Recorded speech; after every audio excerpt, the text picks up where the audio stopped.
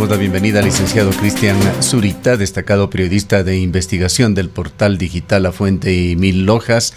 Licenciado Zurita, muy buenos días. ¿Cuáles son sus impresiones sobre lo que se dijo ayer en forma pública con respecto a esta investigación que avanza alrededor de los delitos de delincuencia organizada relacionados con el hospital de Pedernales fundamentalmente y la entrega de hospitales en general en el país? Le damos la bienvenida.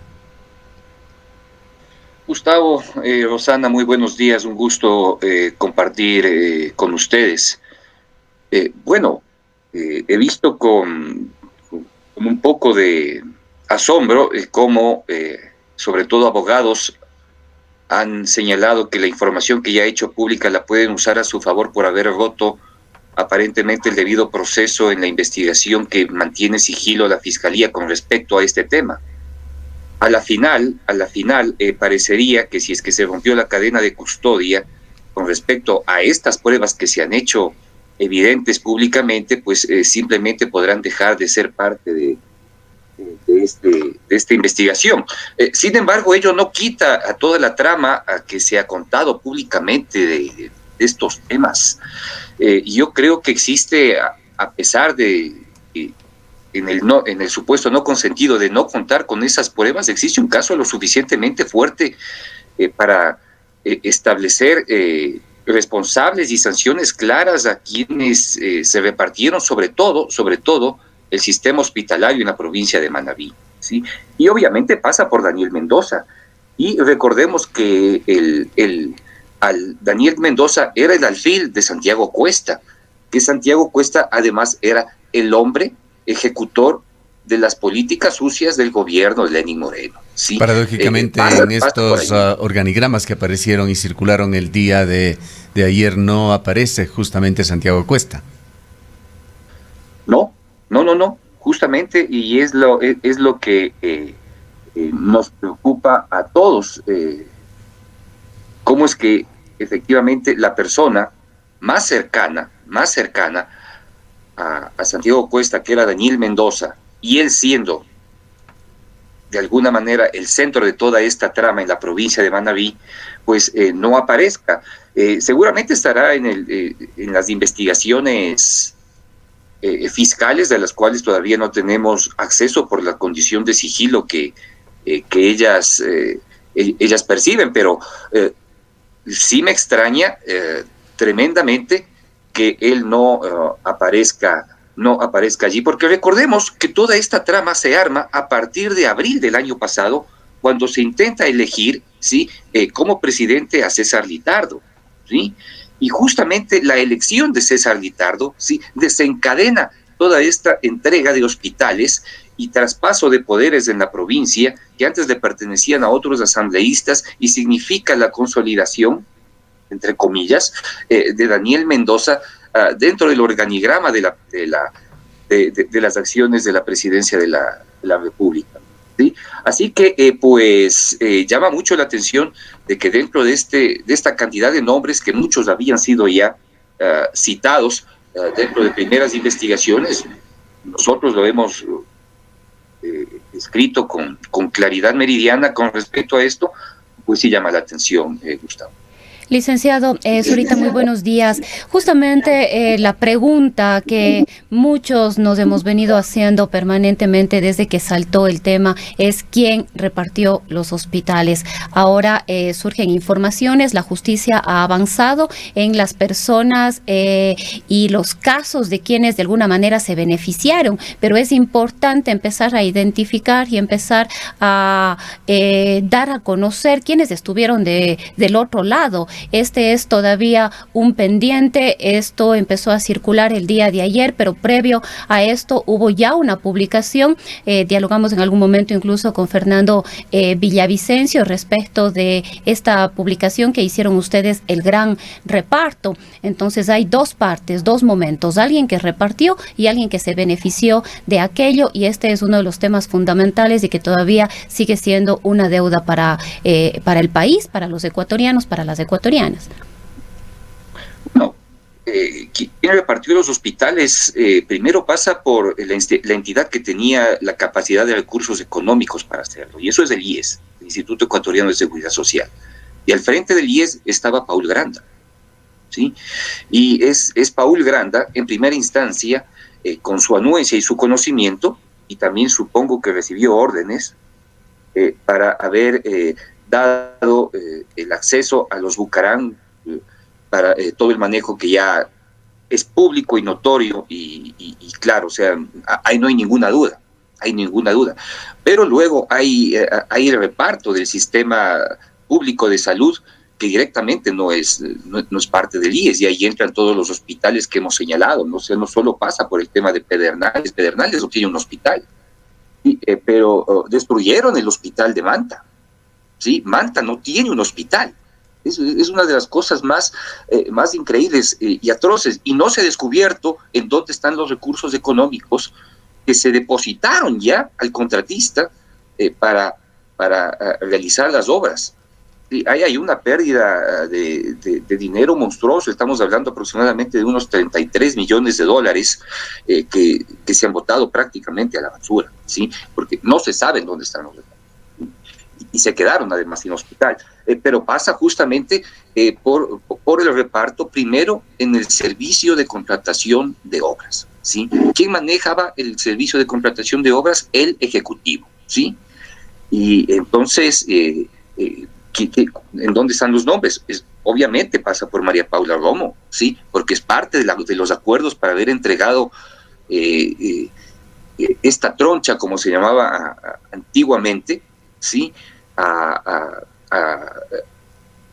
los políticos, ¿no? Pasa por, obviamente, Eliseo Azuero, que es sobre todo un operador de los acuerdos, pasa por Freddy Alarcón, pasa por Daniel Mendoza, también pasa por Jorge Water, ¿sí? Porque estuvo en el servicio de contratación de obras públicas, pasa también por Pablo Celi, por haber dejado inadmitido algunos exámenes de Contraloría que simplemente quedaron en el aire, pues obviamente también pasa por César Litardo.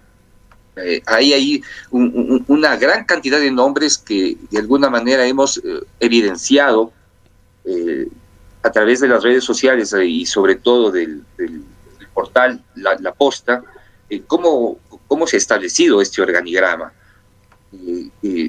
No tuve la oportunidad de verlo yo en línea, más bien vi el extracto exactamente del informe que ustedes en este momento están haciendo público, sí, pero pasa por allí, y yo no creo que efectivamente únicamente puede centrarse en la visión de que fue la ministra María Paula Romo la instigadora central de toda esta trama de acuerdos políticos que terminaron en corrupción. No creo que pasa por allí, pasa obviamente por otros nombres, y entiendo que esto sobre todo pasa por el nombre del presidente de la República, por Lenín Moreno. O sea, él no puede decir que no conocía y no entendía estos tratos. Estos tratos pasan por allí. Y si hay alguien que tiene, obviamente, ahora mayor poder dentro del gobierno, yo creo que no pasa por María Paula Romo, pasa por Juan Sebastián Roldán, del cual no se dice absolutamente nada. Podríamos señalar, licenciado Zurita, de que no hay duda de que los hospitales fueron tratados como cuota política, parte del cabildeo ejecutivo, legislativo, y en este círculo ingresaba, como usted bien lo ha señalado, también el Instituto Ecuatoriano de Seguridad Social, que es manejado desde el Ejecutivo. Pero este tema del cabildeo fue mucho más allá, pues la Fiscalía intenta sustentar la hipótesis de delincuencia organizada. Usted, que investiga objetivamente los hechos, ¿cree que se habrán dejado suficientes evidencias como para sustentar legalmente este delito involucrando a los altos círculos políticos que lo permitieron? Bueno, hemos visto que en otras investigaciones a la Fiscalía le ha servido muy bien la figura de delincuencia organizada. Yo no sé si es que en este caso pueda pueda asumirse de igual manera, porque a diferencia del caso Arroz Verde existía todo un sistema orgánico, funcional, que partía desde el jerárquico superior, que era el presidente de la República. En este caso yo creo que no pasa eso, ¿sí? Creo que son espacios y son células que funcionaron independientemente unas de otras, ¿sí? No lo que pasó, por ejemplo, en Guayas no es igual a lo que pasó en el caso de Pedernales, o lo que puede estar sucediendo en el caso de Manta, por ejemplo, ¿sí? Y no entendemos todavía o no tenemos la suficiente información de qué ha sucedido en el resto de provincias del país, que son más bien como organizaciones independientes una de las otras. Pero sí existe un eje transversal que se llama servicio de contratación de obras, ¿sí? Y tal vez por allí es que se hayan ejecutado buena parte de las acciones de corrupción que estamos viendo. Recordemos, y nosotros lo hemos de alguna manera ya evidenciado, el señor Troya, que fue el representante del servicio de contratación de obras, fue una pieza o un alfil colocado por el ex asambleísta Eliseo Azuero.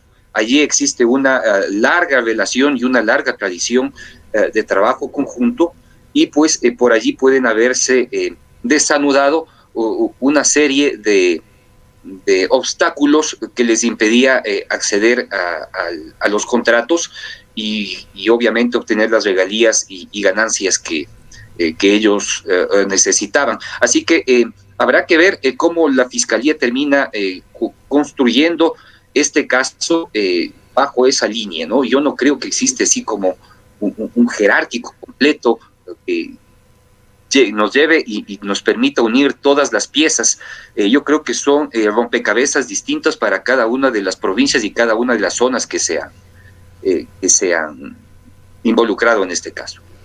Licenciado Zurita, el día de ayer también pudimos conocer a través de los medios digitales conversaciones que se hicieron públicas de los chats entre Daniel Mendoza y la ministra de Gobierno María Paula Romo. En algún momento podría creerse que es natural este tipo de diálogos, de acuerdos políticos, de sugerencias de nombres, de acercamientos entre la ministra de la Política, la ministra de Gobierno y los asambleístas, los asambleístas cercanos. Incluso ayer tuve acceso a leer algunos chats que no se han hecho públicos, pero que ya se están distribuyendo por WhatsApp, sobre conversaciones que tuvo Daniel Mendoza con la ministra, ¿sí? Y cómo de alguna manera se ponían de acuerdo para enfrentar ciertas posiciones, sea en la asamblea o sea públicamente a través de cuestionamientos y críticas que realizó la prensa en contra de ellos. Bueno, primero lo que se evidencia es que existía un conjunto armado para defenderse de las críticas que aparecían públicamente. Eso es lo primero, ¿sí? De allí pensar que efectivamente han tenido un acuerdo que garantice actos de corrupción me parece un poco más extremo. Yo no sé si es que se ha llegado hasta ese punto, y tampoco creo que las conversaciones evidencian eso, ¿sí?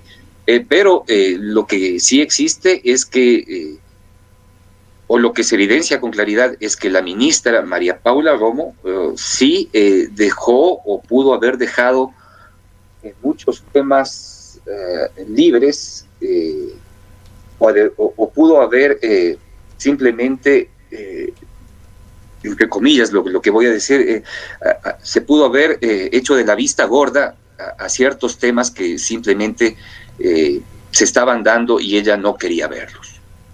Esta articulación que aparentemente iba más allá de un simple cabildeo, ¿hasta dónde es legítimo desde la función del Ministerio de la Política en su criterio?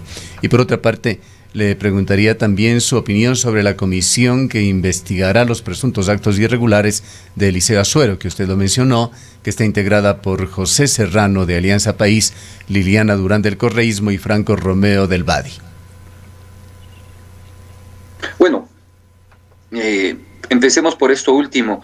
Yo creo que Eliseo Asuero es un hombre que siempre jugó a la política de formas extremas, ¿sí? Él tiene ya un largo pasado como político y de alguna manera digamos que es un viejo zorro, ¿sí? Sabe cómo moverse y sabe cómo enfrentarlo, ¿sí? No me extrañaría que toda esta información que se ha hecho pública pueda haber sido incluso empujada por él mismo para que en el futuro no pueda ser considerada como viable, como prueba viable dentro del caso. Es una forma, ¿sí?, de neutralizar una forma de neutralizar las pruebas, en pocas palabras. Exactamente, es posible, o sea, además que tiene un abogado que entiende muy bien los casos y puede jugar muy bien a su favor, o sea, no se está jugando con cualquier persona, se está jugando con un zorro de la política, ¿sí? Y dentro de eso no dudo que pueda llegar a acuerdos con el grupo de asambleístas que van a investigarlo, ¿sí? Y no dudo que pueda llegar a acuerdos con ellos. O sea, no entiendo para qué quieren investigarlo desde la asamblea si ya se lo está investigando jurídicamente, judicialmente, ¿sí? Lo más sano es que esta comisión que se han inventado, que seguramente no encontrará nada, ¿sí? No encontrará nada, pues es que simplemente se retiren y dejen actuar a la justicia. A mí me parece una condición que va a entorpecer todo el proceso de investigación que está llevando la Fiscalía con respecto a estos casos.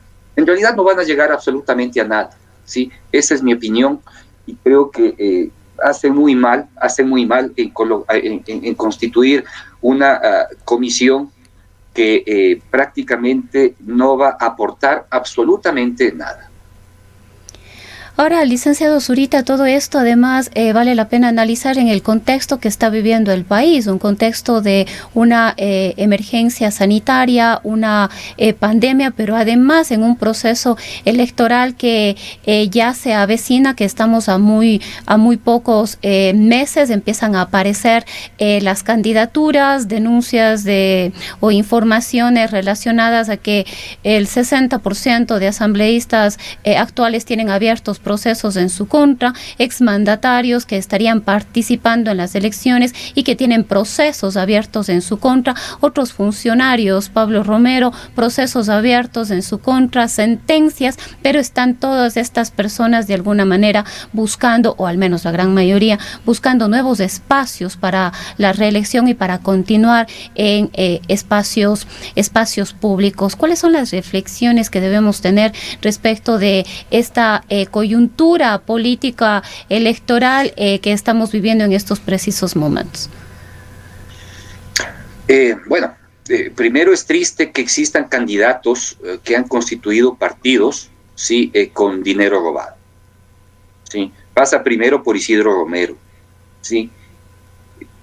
Avanza es un partido constituido con dinero robado por el señor González, y pues está participando por allí simplemente por el gusto de querer participar, ¿sí? Es totalmente vergonzoso. Además, alguien que ni siquiera entiende y conoce el país, que de pronto sabe un poquito de fútbol, pero no sabe nada más. Y luego pasa por partidos como el del señor hermano del presidente Gary Moreno, ¿sí? Es vergonzoso, es totalmente vergonzoso, ¿sí? Que estén utilizando ese partido para trampolines políticos. Lo de Alianza País, me refiero a la Revolución Ciudadana, es clarísimo, sí, es más que claro, no hay necesidad de abundar en ello, pero hay que abundar en otros. La presencia de Fabricio Correa. Fabricio Correa, antes de la presidencia de Rafael, su hermano, era un hombre quebrado, sí, y hoy está entre las 50 grandes fortunas lícitas de este país, y es candidato. O sea, no solo podemos hablar por aquellos que estuvieron gobernando 10 años, sino por aquellos también que aparecían como supuesta oposición y también se enriquecieron. Y ahora son ellos, todos ellos son candidatos. O sea, es triste ver cómo los ecuatorianos nos estamos dejando arrebatar el país. Parte de esta tragedia nacional, licenciado Zurita, es justamente que el hecho de que la corrupción es lo que sigue luego, o lo que le sigue luego a la corrupción es la impunidad, y esto estamos viendo cada día en el Ecuador. Allí está María de los Ángeles Duarte, ahora refugiada como invitada en la Embajada de Argentina de Cristian Viteri. Ayer trascendió que, según una versión propia de él, está supuestamente trabajando en el exterior.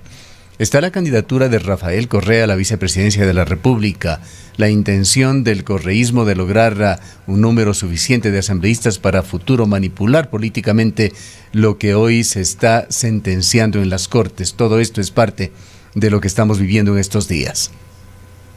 Bueno, es la herencia del correísmo, y el código de la democracia de alguna manera nos está permitiendo observar eso. O sea, lo más probable es que podamos ver a Pablo Romero como asambleísta, sí, en el próximo periodo, sí. O sea, el hombre que provocó el secuestro de un activista político en el exterior seguramente va a ser asambleísta, porque el correísmo tiene un voto duro de al menos 20%, y es posible que lo veamos allí, a pesar de ser una persona sentenciada. Luego la justicia tendrá que ver cómo se las arregla, pero es el acuerdo y es la herencia corrupta que nosotros hemos recibido de Alianza País. Y pues es posible que ellos puedan obtener en el futuro un número considerable de asambleístas que les permita muñequear e incluso desbaratar y llegar a una amnistía de cada uno de los involucrados en el caso sobornos, ¿no? No es de extrañarse. Pero bueno, yo creo que cada lucha se da paso a paso, y todavía tenemos que enfrentar este último periodo que será el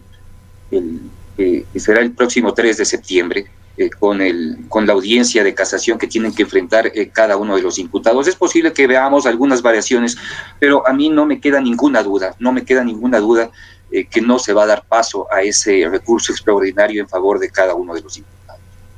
¿Considera usted que Rafael Correa no va a poder inscribir su candidatura? No, ni como, bueno, primero su intención de ser candidato a la vicepresidencia es totalmente nula, es imposible.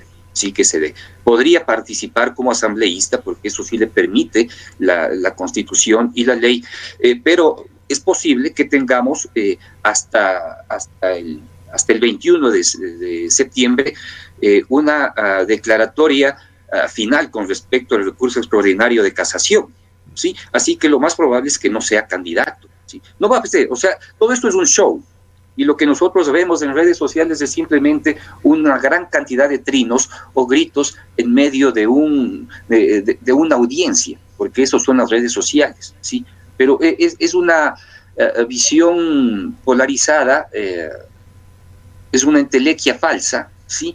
Que no va más allá de su capacidad de manejar redes, porque su poder real no va más allá de las redes, ¿sí? Su poder real no va más allá de eso, ¿sí? Es posible que tenga un voto duro, pero ya en la realidad la capacidad de articular una condición política no les da, y peor en una condición de pandemia. Así que si ellos, que son la mayor fuerza política, su única capacidad es las redes sociales, pues pensemos que la condición disminuida en que se encuentran los otros. Así que estamos enfrentando en verdad una condición bastante pobre de la política ecuatoriana. Además, licenciado Zurita, todo este proceso electoral para el año 2021 se da en un contexto de un Consejo Nacional Electoral absolutamente cuestionado, con una muy bajísima credibilidad, desconfianza respecto de la institución. Acaba de publicarse hace muy pocos minutos en redes sociales que la Fiscalía inició una indagación previa en contra de Diana Tamain, quien preside el CNE, Estela Acero y José Cabrera, que son consejeros nacionales electorales. La Fiscalía estaría investigando la aprobación y la legalización del movimiento Amigo de Daniel Mendoza. Bueno, todos entendemos cómo llegó la señora Diana Altamaín a la presidencia del Consejo Nacional Electoral, en un acuerdo del Partido Socialista con el Partido Social Cristiano, ¿sí? Y básicamente el poder que ha articulado la señora Altamaín está pegado con saliva, ¿sí? No ha tenido ninguna capacidad real de gestión ni una muestra de liderazgo que le permita al país tener al menos una línea, una luz de confianza con respecto a lo que significa el proceso electoral futuro. Lo que ha hecho es generar una condición y ha ensombrecido el único espacio o luz que nos quedaba a los ecuatorianos de salir de todo este trágico periodo de 14 años que ha significado el correísmo morenismo.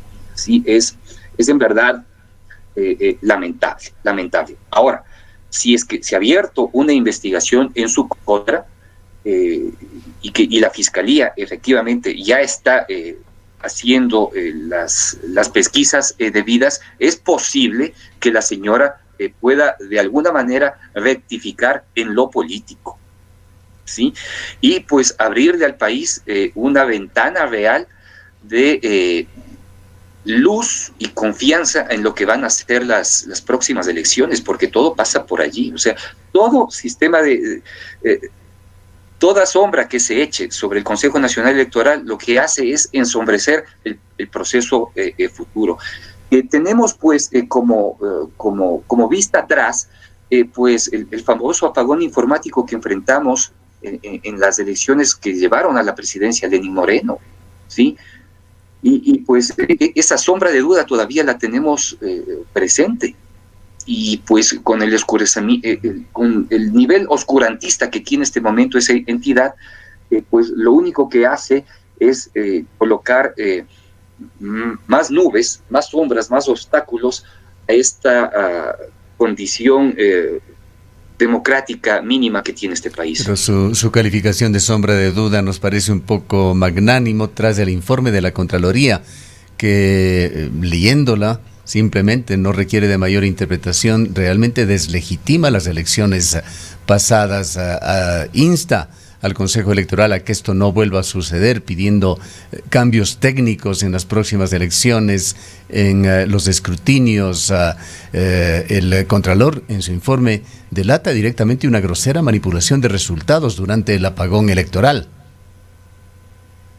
Bueno, eso es real, y lo que hemos básicamente observado es que un atrincheramiento en la oficina de la señora Diana Altamaín, o sea, es incapaz de emitir un criterio con respecto a estos temas, y tampoco tiene la inteligencia para aprender técnicamente qué es lo que le corresponde hacer al Consejo Electoral para evitarlo. Es decir, es un mundo de tinieblas, sí, es un mundo de tinieblas.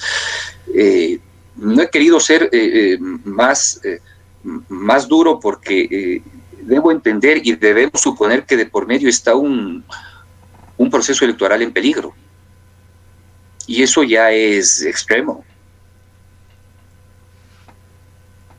Bien, queremos agradecerle a Cristian Zurita, destacado periodista de investigación del portal digital La Fuente y Mil Hojas.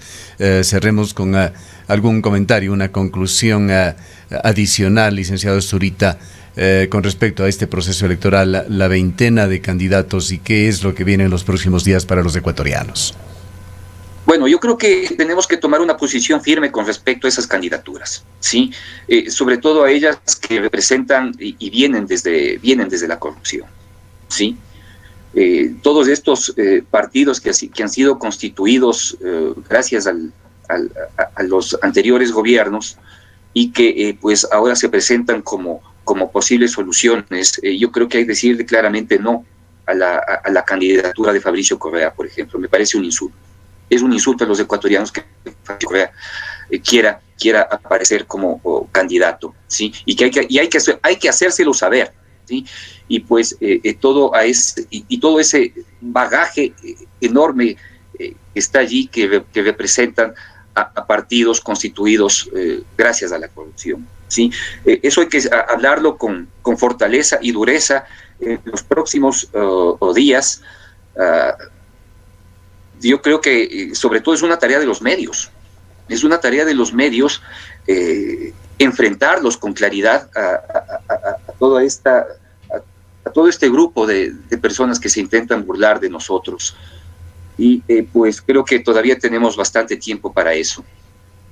Muchas gracias por habernos acompañado en esta mañana.